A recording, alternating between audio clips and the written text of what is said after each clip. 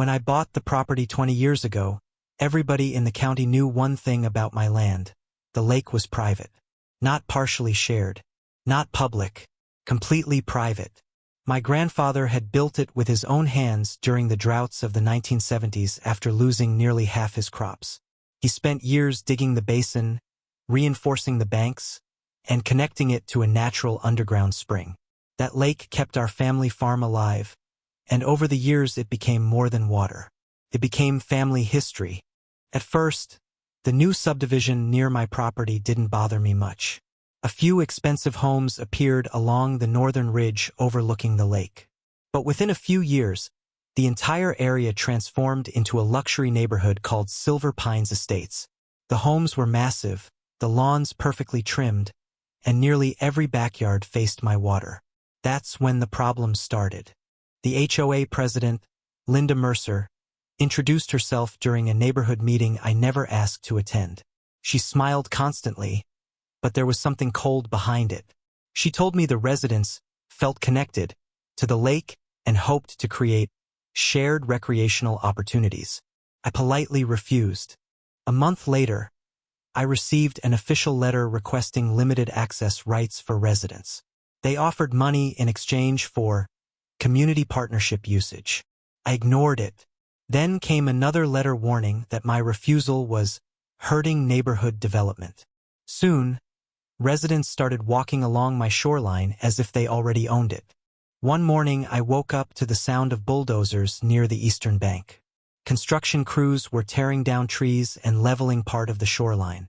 Furious, I drove down there demanding answers. The foreman casually handed me county-approved permits for waterfront improvements. Except the improvements weren't benches or landscaping. They were building a marina. Floating docks arrived within days. Concrete pathways stretched toward the water. Huge wooden signs appeared reading, Silver Pines Community Marina. Residents celebrated like they had won ownership of the lake itself. Kayaks filled the shoreline. Jet skis screamed across the water every weekend. Trash drifted near my dock. Teenagers blasted music until midnight. I hired a lawyer immediately, but court hearings moved slowly while construction moved fast. Every complaint I made was brushed aside by Linda Mercer with the same smug sentence. You can't stop progress. But what nobody in Silver Pines understood was that my grandfather had designed the lake with a hidden emergency drainage system connected to an underground gate beneath the old pump house. And legally, only I controlled it. The lawsuit dragged on for months while the HOA behaved as if they had already won. Silver Pines residents treated the marina like a luxury resort. Weekend parties became constant. Realtors advertised exclusive waterfront living in home listings, even though the lake wasn't theirs to sell access to. The HOA started charging residents boating fees and marina maintenance dues, making thousands of dollars every month from property they did not own. Meanwhile, the drought worsened. By mid-July, the county issued water conservation warnings across the region. Nearby ponds dried up completely, and farmers struggled to irrigate their fields. My lake survived only because of the underground spring feeding it, but even that wasn't enough to maintain normal levels under constant recreational use. Boats churned through the water daily, while jet skis burned across the surface from morning until dark. I noticed the lake dropping inch by inch. The HOA ignored every warning. Forgery, fraud, trespassing. We finally had enough evidence to destroy them in court. But before the trial date arrived, something happened that changed everything overnight. Late one evening, I walked toward my grandfather's abandoned pump house carrying an old flashlight and a rusted metal key. Dust covered everything inside. Cobwebs stretched across the ceiling beams. In the center of the room sat the emergency drainage well connected to underground flood channels built decades earlier to protect nearby farmland from dam overflow or collapse during severe drought conditions. I stood there staring at it for a long time. Legally, I had every right to activate it if environmental risks threatened the property. The lake level had become dangerously unstable from overuse during the drought. My attorney had already confirmed it. So I turned the wheel. Slowly. Deep beneath the lakebed, ancient steel gates groaned open for the first time in nearly 40 years.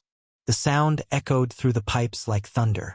By sunrise, chaos had erupted across Silver Pines. The water level had dropped nearly 9 feet overnight. The marina was destroyed. Boats sat stranded in thick mud. Floating docks collapsed sideways onto cracked earth. Fish flopped desperately in shallow pools near the shore. Residents gathered in shock, staring at what looked like a drained swamp instead of a luxury waterfront community. And right in the middle of the mud sat the giant wooden sign reading Community Marina, snapped in half and half submerged in dirt. Linda Mercer arrived screaming at everyone in sight. She threatened lawsuits, police investigations, and criminal charges against me. But when county engineers inspected the emergency drainage authorization documents, the entire situation changed immediately. Everything I did was legal. Everything the HOA built was not. The courtroom was packed the morning of the hearing. Silver Pines residents filled nearly every seat, expecting the HOA to crush me with expensive lawyers and legal pressure. Linda Mercer walked in confidently, wearing a bright white suit and carrying stacks of paperwork like victory was guaranteed. But confidence disappeared quickly once the evidence started appearing on the courtroom screens. My attorney began with the original county permits. Large digital copies were displayed for everyone to examine closely. The approved documents only authorized shoreline stabilization, landscaping improvements, and erosion control. Nothing about docks. Nothing about boat access. Nothing about a marina. Then he revealed the altered versions submitted later by the HOA. Extra pages had been inserted. Approval language had been changed. Several county signatures were forged. You could hear whispers spreading through the courtroom immediately. The judge's expression hardened with every document presented. Next came financial records obtained during discovery. The HOA board had secretly used resident association funds to finance the marina construction without proper homeowner approval. Thousands of dollars had been collected through special waterfront assessments, while residents were falsely told the project was fully legal and permanently secured. People in the audience became furious. One homeowner actually stood up shouting that he paid nearly $12,000 believing the marina would increase property values. Another resident demanded refunds right there in court. The judge threatened to clear the room if interruptions continued. Then came the final blow.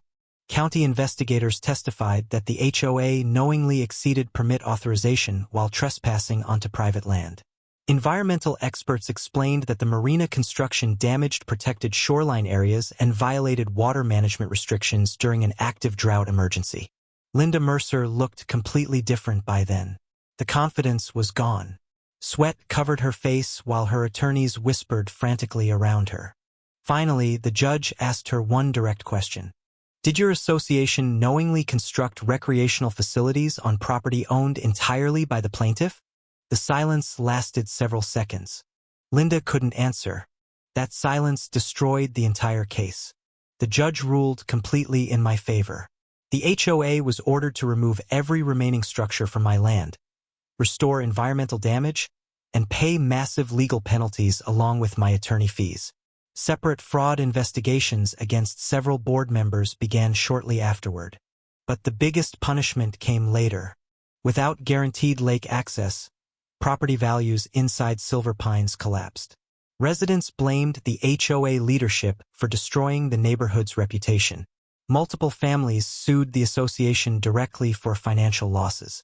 Linda Mercer resigned before the investigations fully expanded, and rumors spread that she eventually moved out of state entirely. As for the lake, I restored it slowly over the next year. Native plants returned to the shoreline. Fish populations recovered. The noise disappeared. Sometimes I sit on my rebuilt dock with a cup of coffee and watch sunlight spread across the calm water my grandfather created decades ago. And every single time I look across that lake, I remember the morning an entire marina vanished overnight.